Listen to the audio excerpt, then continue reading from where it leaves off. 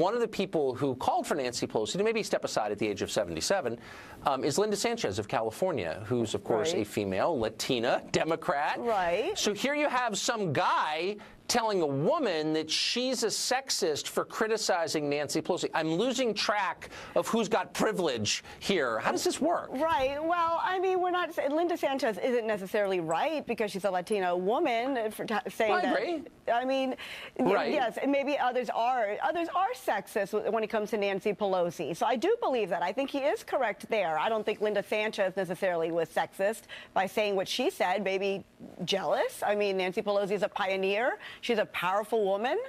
Who knows? Maybe she's a little jealous. Well, I mean, look, I'm not the kind of guy who traffics in epithets like sexist. But it's conforming a bit to a stereotype for you, don't you think, with respect, to suggest that Linda Sanchez is jealous?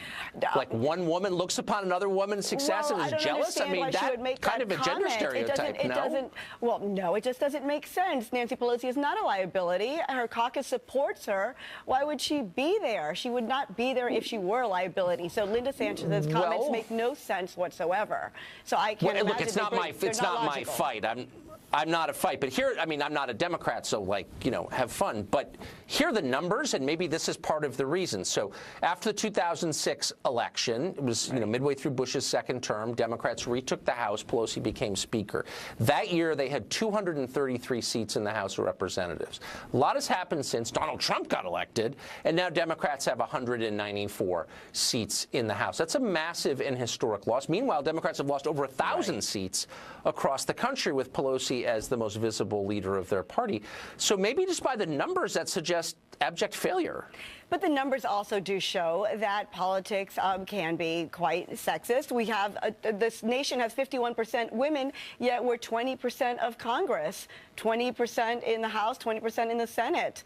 So and now we have 23 cabinet members. We have 4 that are women, less than ever, half than we had with President Obama. So the numbers are showing that women are not necessarily making huge strides in Washington, D.C. This is not a great time to be a woman. What's interesting, when you hear people write off pretty complicated phenomena like the election or Nancy Pelosi's 11 years leading her party in the House as just sexism, will you concede perhaps it's kind of a simplistic explanation for what's actually going on? It is, but she did have a moment where men were speaking above her, and she did point out that no one was paying attention to her. It was a moment where she was the only woman in the room, and the Washington Post pointed out that that was a sexist moment in D.C.